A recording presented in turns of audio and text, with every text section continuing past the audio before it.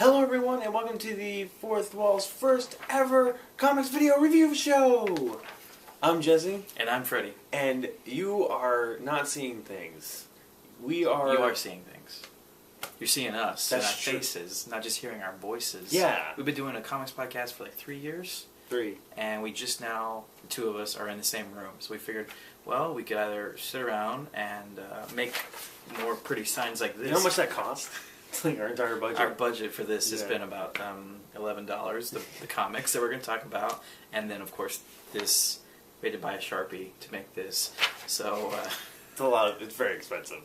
But, yeah, we've never done a video review show for comics, so we wanted to do one. So we're going to do it for you guys. Yes. So we're going to talk about some comics that came out on the week of December 28th, 2011. Ooh, coming to the end. But that doesn't mean it's the end of great comics. No. I don't know. That sounded better in my head than when I said it. Well, there's definitely some good ones and some not so good ones we're going to talk about today. We're going to find out, yeah. And those are going to be... Well, first up, we're going to talk about, well, in no particular order, American Vampire, of course. Probably the better. All-Star Western. The good. And Kick-Ass 2. Yeah, that exists. So, well, you know what? Let's just get right into American Vampire, I guess. And what issue are we talking about? This is issue number 22. Oh, yes. And look at this cover. It's a really badass cover. I like this cover a lot. 1953? 1954. So this story takes place in Glendale, California in 1954, which is funny. The awesome thing about this is we're in Los Angeles right now. I was reading this morning in Glendale. Mm-hmm. So it couldn't have been more perfect timing for this particular thing. Did it freak you out a little bit? You're like, oh my god. Well, I rest assured that it was 54 or whatever, so... it's happened It's already. in the past. What's done is done. I don't have to... You never have to worry about it again. Yeah. So basically, for those who don't know what American Vampire is, it's a kind of a horror action series, written by Scott Snyder and drawn by Raphael Albuquerque. Mm-hmm. It was kind of really big when it first started because Stephen King was also writing a second story in the first arc, and that got a lot of attention. And then since then, it's just Snyder and Albuquerque. And it's a really great story about telling the genesis of the American vampire, like the first vampire in America, and just the stories revolving around him, which his name is Skinner Sweet. And this takes place, like I said, in the 1950s. It's a little bit after, it picks up after the previous 2 arcs was Ghost War, and then the one that literally just happened was Beast in the Cave. Yeah. Which was kind of the finale to the whole Skinner Sweet storyline. Was kind of wrapped up there. And what were you going to say? There was a fill-in artist for Beast in the Cave, so now with this arc we have Raphael Albuquerque back in action, the main artist, co-creator of this book with Scott Snyder.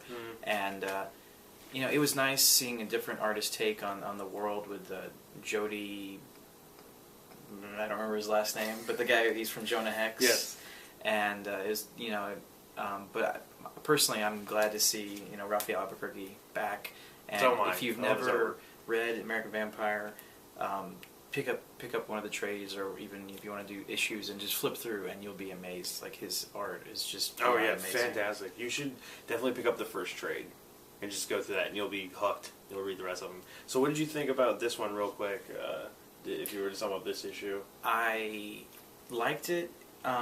Beast in the Cave, while it had its high points and things like that. The issue, the in-between issue, because it was a 3-issue arc. Yes. The in-between issue that explained the woman who is the Beast in the Cave, and she's an Indian woman who was when she went out, it's kind of like Lois and Clark, these guys that were like, you know, exploring the America, and she goes out with them. And it turns out they're vampires, and they go and they hunt with their vampire skills. They're able to... What's their skills? Yeah, mad vampire skills. Who knew that's something you could use for the more you know. Hunting, you know, vampires. It did have, like, that story of her and how she became a vampire was a really great part, but as a whole of that 3 issues, it wasn't on the same level as the stories in the first. They were really pushing it hard, being like the lost story of Skinner Sweet, and it's supposed to be. There's a really big revelation about the backstory of Skinner and another character that shows up in the first series of books, which I won't say because I don't want to ruin it. But it was a nice little side story, you know. It was alright. I mean, I'd rather just it kept going, honestly, than go backwards. Or if it was just a one-shot, maybe. Like a really well-told one-shot. Yeah. That'd be kind of nice. But it's nice to see that they got back on track with Bite Them Back, it says on the cover. Yeah, or... but the actual arc is called Death Race. Yeah. But yeah, I liked this issue particularly. We're introduced to a new character named Travis Kidd. Travis Kidd. He's a badass 50s racer. And he just turned 19 yesterday. So as of this recording, a Tuesday, he recorded 19. Right. Yeah, so, yeah, it's really cool. It's a nice little setup to Travis. It's got hot rods. It's got, you know, people, the spirit of the 50s when everyone's like, the kids are listening to this rock and roll music and crazy things are going on. I guess should we tell what his profession is to get people into it? Let's say that one thing about it, and then we'll... He's kind of a vampire hunter. Kind of. His family was killed by vampires, and he's a white blade. He's not half vampire, but, you know. Or is he? I mean, I don't know. Maybe. He puts in wooden fangs, which was kind of the weird part of the story. He likes to bite the vampire's back. It's kind of like his calling card. But yeah, I mean, I think it's a cool introduction, other than the wooden fangs, to the character. It has an exciting conclusion to make you want to keep reading. So it's good. I'm excited. The 1950s is always a fun time to kind of play around with. I'm curious to see what Scott Snyder and Raphael Albuquerque got up their sleeves for this. It's going to look beautiful no matter what. Oh, yeah. I mean, this one issue alone looks fantastic. So, and the race, there's a big cliffhanger with one of the characters. Literally a cliffhanger. Yeah. At the end. So pick it up. It's good fun. Absolutely. Good fun. So now let's move on to DC. We're going to take a little jaunt over there. And we're going to talk about All-Star Western number 4. We've talked about this book before. Justin Gray, Jimmy Pagliatti. I can never say his last name correct, but nonetheless it's badass.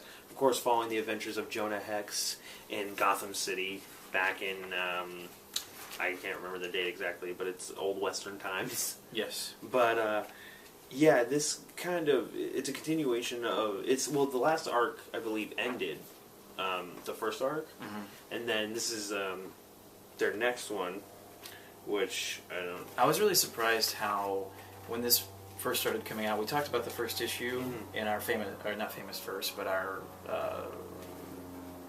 spot. It was our first spot. Was our it was looking out for number 1. Looking out for number 1. Part what the fuck ever. You can go back at breakthefourthwall.com. Yeah. And take a look. We have tons of them. But what were you saying? It was the series, how quickly it moves. Yeah, it moves at a brisk pace. Yeah, like it's a very wordy book. You know, there are certain comics like the one we're going to talk about next, Kick-Ass. You can literally start reading it and you're done with it in 5 minutes. But with All-Star Western, this is like you pay your what? Well, they have not. I don't think this is one of the. They have not drawn the line at $2.99 anymore. It's $3.99. But this book, honestly, in my opinion, is well worth it. Yeah, you get a good 15-minute read out of it. And it even has a backstory, like another story after the main story's over. Yeah, every issue since issue 1 has had that. It's had a little story in the back, and you still get plenty of main story in it. The writing by these guys is fantastic, and even Jonah Hex doesn't have to say a lot, but what he does is very impactful. Most of the dialogue is done by Amadeus Arkham, his sidekick, kind of sorts, in this whole adventure. And but still, it's really good. One of my favorite scenes in this book is actually when Jonah and Arkham go to a church or an infirmary to go check on this child who was missing but was found, and just the banter between the nun and Jonah Hex, and kind of how Jonah uses his detective-like skills to figure out where the kids are and all. It's a really great story.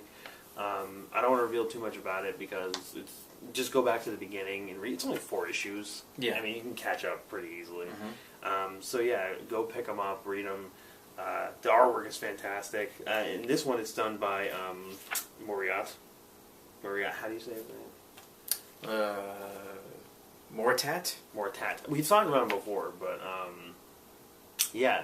But it's good.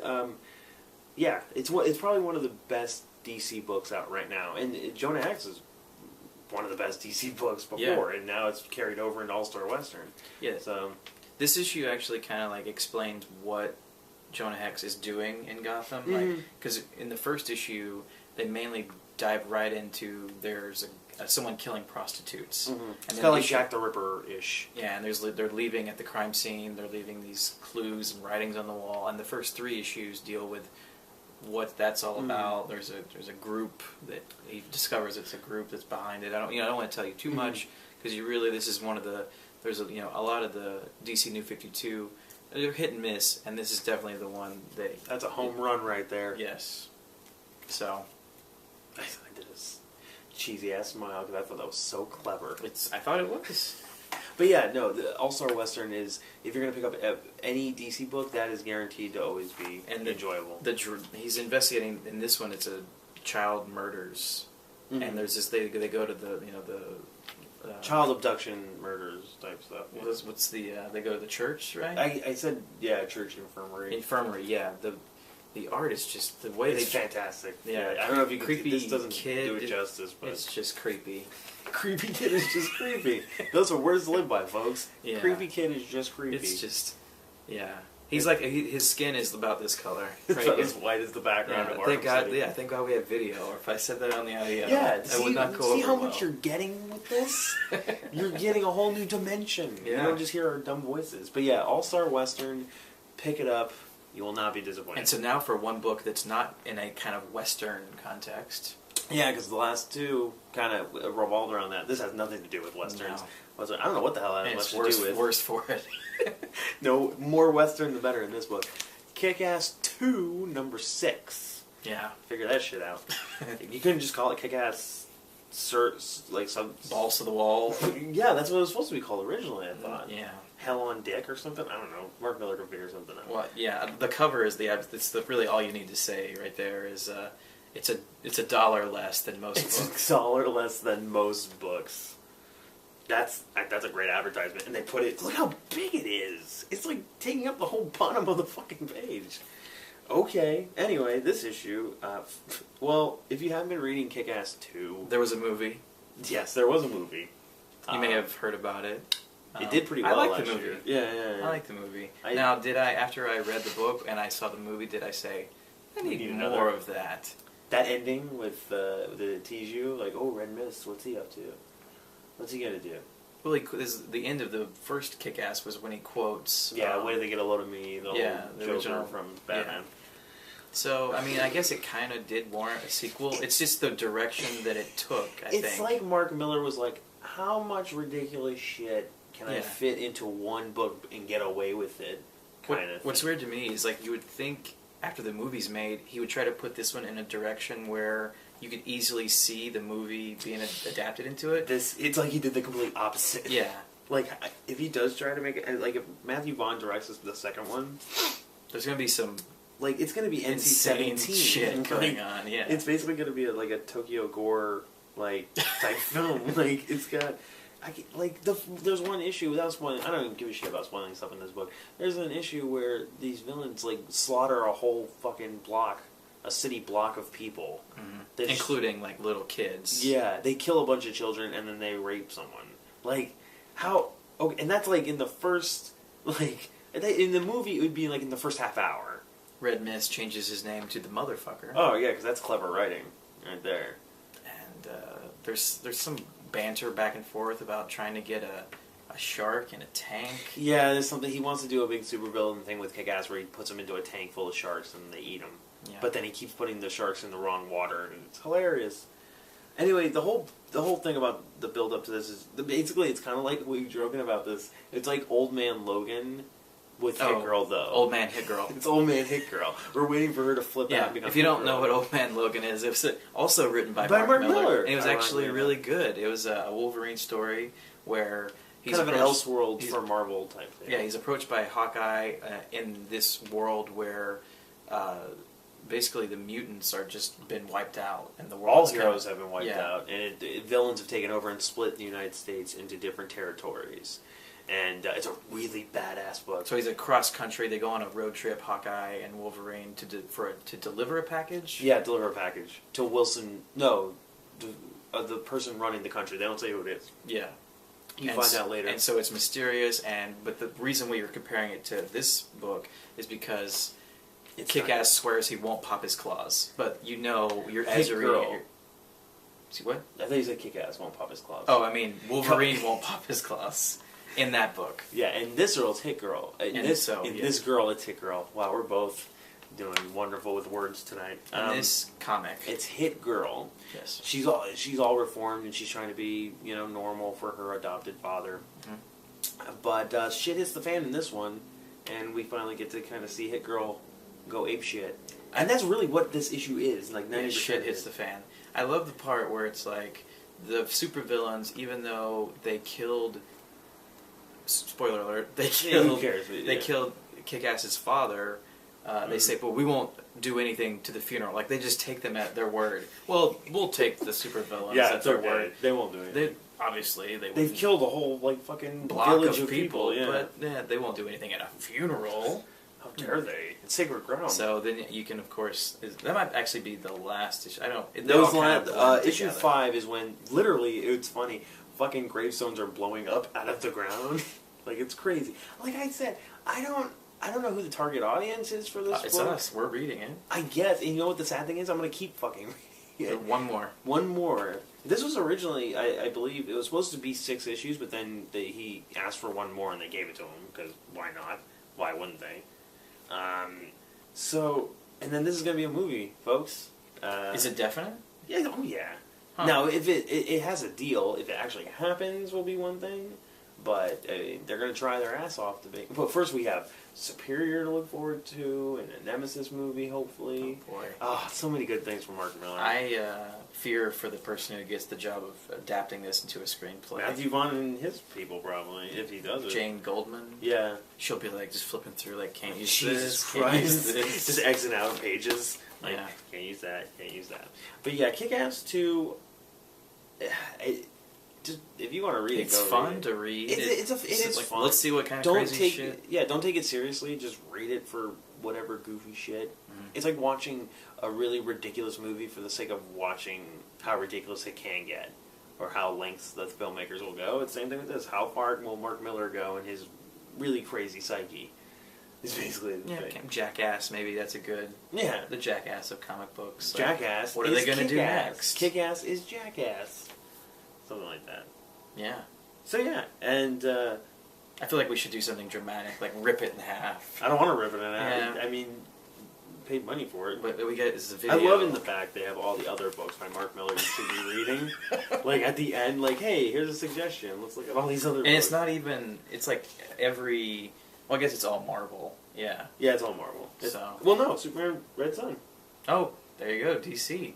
So they're just. They just like, please read something anything else. Mark Miller. Anything else, Mark Miller. Please read it. It's genius.